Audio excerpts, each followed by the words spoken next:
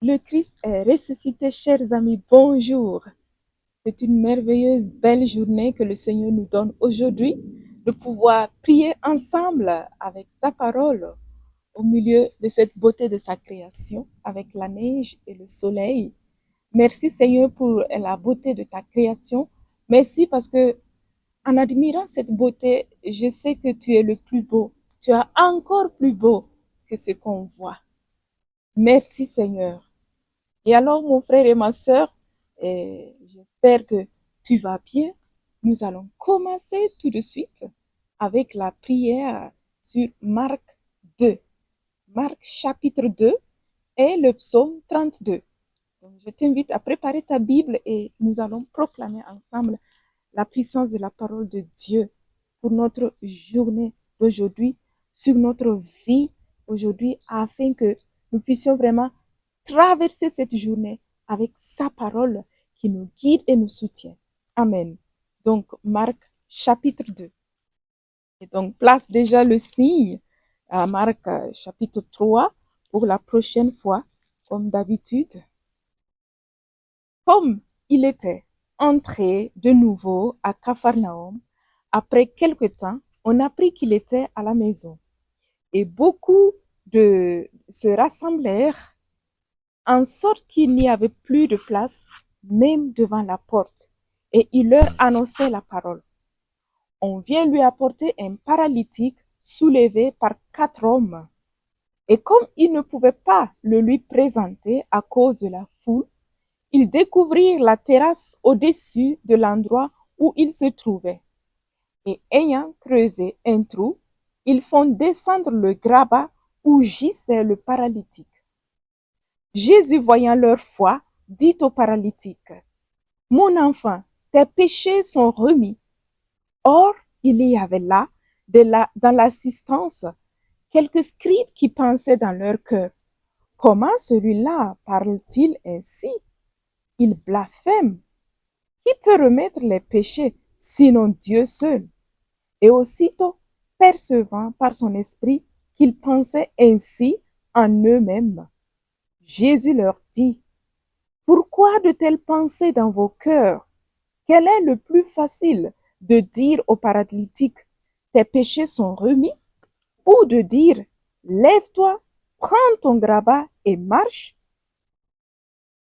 Eh bien, pour que vous sachiez que le Fils de l'homme a le pouvoir de remettre les péchés sur la terre, je te l'ordonne, dit-il au paralytique, lève-toi, prends ton grabat et va-t'en chez toi. Il se leva et aussitôt, prenant son grabat, il sortit devant tout le monde, de sorte que tous étaient stupéfaits et glorifiaient Dieu en disant, jamais nous n'avons rien vu de pareil. Il sortit de nouveau au bord de la mer et toute la foule venait à lui et il les enseignait. En passant, il vit Lévi, le fils d'Alphée, assis au bureau de la douane et il lui dit, « Suis-moi. » Et se levant, il le suivit. Alors qu'il était à table dans sa maison, beaucoup de publicains et de pécheurs se trouvaient à table avec Jésus et ses disciples, car il y en avait beaucoup qui le suivaient. Les scribes des pharisiens, le voyant manger avec les pécheurs et les publicains, disaient à ses disciples, « Quoi? Il mange avec les publicains et les pécheurs. » Jésus qui avait entendu leur dit, « Ce ne sont pas les gens bien portants qui ont besoin de médecins, mais les malades. Je ne suis pas venu appeler les justes, mais les pécheurs. » Les disciples de Jean et les pharisiens étaient en train de jeûner et on vient lui dire, « Pourquoi les disciples de Jean et les disciples des pharisiens jeûnent-ils et tes disciples ne jeûnent-ils pas? » Jésus leur dit, « Les compagnons de l'époux peuvent-ils jeûner pendant que l'époux est avec eux? Tandis qu'ils ont l'époux avec eux, ils ne peuvent pas jeûner. Mais viendront les jours où l'époux leur sera enlevé, et alors ils jeûneront en ce jour-là. Personne ne coud une pièce de drap non foulée à un vieux vêtement. Autrement, la pièce neuve tire sur le vieux vêtement et la déchirure s'aggrave. Personne non plus ne met du vin nouveau dans des outres vieilles. Autrement, le vin fera éclater les outres et le vin est perdu, aussi bien que les outres. Mais du vin nouveau dans des outres neuves. Et il advint qu'un jour de sabbat, il passait à travers la moisson et ses disciples se mirent à se frayer un chemin en arrachant les épis. Et les pharisiens lui disaient, vois, pourquoi font-ils le jour de sabbat ce qui n'est pas permis? Il leur dit, n'avez-vous jamais lu ce que fit David lorsqu'il fut dans le besoin et qu'il eut faim, lui et ses compagnons, comment il entra dans la demeure de Dieu au temps du grand prêtre Abiatar et mangeant les pains d'oblation qu'il n'est permis de manger qu'aux prêtres et en donnant aussi à ses compagnons? Et il leur disait, le sabbat a été fait pour l'homme et non l'homme pour le sabbat, en sorte que le Fils de l'homme est maître même du sabbat. Amen. Merci Seigneur pour ta parole. Le verset qui m'a touché, c'est le verset où Jésus disait, pourquoi de telles pensées dans vos cœurs? Quel est le plus facile de dire aux paralytiques, tes péchés sont remis, ou de dire, lève-toi, prends ton grabat et marche? Eh bien, pour que vous sachiez que le Fils de l'homme a le pouvoir de remettre les péchés sur la terre, je te l'ordonne, dit-il au paralytique, lève-toi, prends ton grabat et va-t'en chez toi. Et il se leva aussitôt, prenant son grabat, il sortit devant tout le monde, de sorte que tous étaient stupéfiés et glorifiaient Dieu en disant, jamais nous n'avons rien vu de pareil. Donc, le verset 9 jusqu'au verset 12. Merci Seigneur pour cette merveilleuse parole. À toi, rien n'est impossible. Les choses sont impossibles à l'homme, mais à toi, non. Rien n'est impossible à toi. Pour qui met sa confiance en toi, Seigneur, tu le relèves de ses paralysies. Merci Seigneur parce qu'aujourd'hui, tu me relèves de tout ce qui me maintient paralytique, Seigneur. Je viens à toi, Seigneur, avec mes paralysies, avec mes situations, mes difficultés. Je viens à toi et je proclame ton salut dans ma vie, car je sais que tu es celui qui me relève de toute paralysie. Merci Seigneur Jésus de intervenir dans ma vie tous les jours, dans chaque situation que je vis. Seigneur, tu es le roi de ma vie. Viens prendre contrôle et me relever de tous les paralysies de ma vie. Je mets ma confiance en toi, Jésus. Je sais que tu es ressuscité, tu es vivant, tu agis comme tu as agi il y a 2000 ans de cela. Tu agis de la même façon aujourd'hui. Et rien n'est impossible à toi dans toute et n'importe quelle situation. Tu agis, tu interviens, tu me libères, tu me sauves, tu me guéris. Merci Seigneur Jésus. Amen. Maintenant, tu peux faire aussi ta prière avec le verset qui t'a touché de plus. Et ensuite, nous allons passer tout de suite au psaume 32. Psaume 32. Heureux qui est absous de son péché, acquitté de sa faute. Heureux l'homme à qui le Seigneur ne compte pas son tort et dont l'esprit est sans fraude. Je me taisais et mes os se consumaient à rugir tout le jour.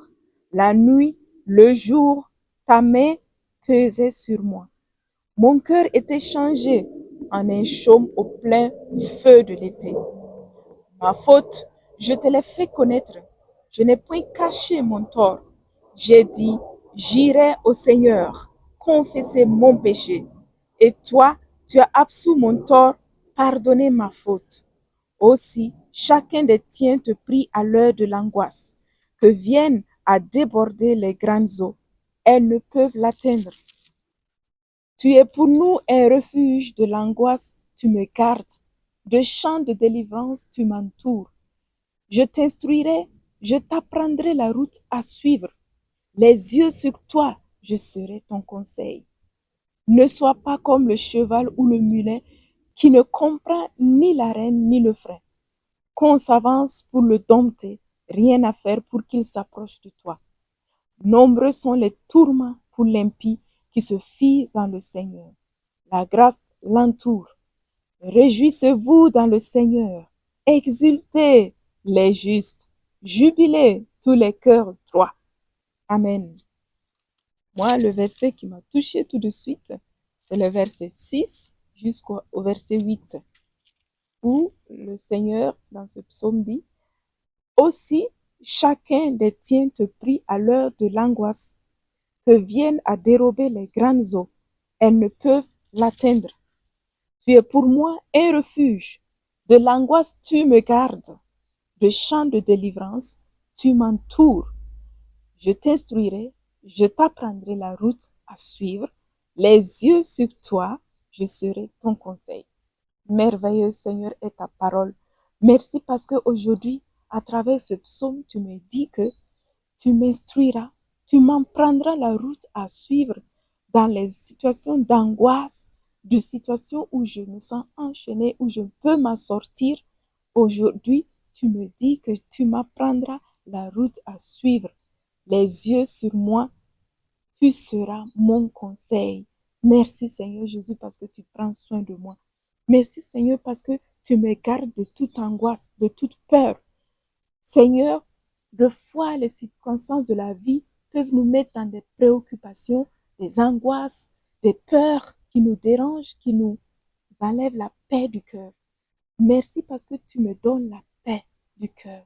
Merci parce que tu m'instruis, Seigneur. Merci parce que tu m'indiques la voie à suivre, Seigneur. Merci parce que tu as tes yeux fixés sur moi et tu ne me laisses pas me perdre. Tu m'indiques la voie. Merci, Seigneur, parce que tu me conseilles à travers ta parole. C'est à travers ta parole que tu me conseilles. Donne-moi de ne jamais manquer de prendre ta parole. Chaque jour, proclamer ces promesses dans ma vie. J'accueille toutes ces promesses qui sont dans ta parole. Les promesses que tu m'instruiras, je l'accueille et je l'applique dans ma vie. Les promesses que tu m'apprendras la route à suivre, j'accueille cette belle promesse et je me laisse guider par toi. La promesse que tu seras mon conseil, j'accueille cette promesse, Seigneur, et je reçois tes conseils dans ma vie pour mieux vivre, Seigneur, pour être libre de toute angoisse qui veuille m'encadrer, qui veuille m'enchaîner. Seigneur, je proclame que je suis déjà libre en ton nom. Merci, Seigneur, parce que tu viens visiter chaque frère et sœur ici maintenant présent qui est en train de suivre cette prière et tu les délivres de toute peur, préoccupation, d'angoisse à travers cette parole d'aujourd'hui. Que tu sèmes l'assurance et la paix dans leur cœur parce que nous savons que tu es avec nous. Tu es notre conseiller et tu ne nous abandonneras jamais. Tu nous gardes de toute angoisse. Amen. Merci bien mon frère et ma soeur, sois bénis et que la bénédiction du Seigneur te rejoigne là où tu es et à la prochaine. Merci de tout cœur et bonne semaine. Au revoir.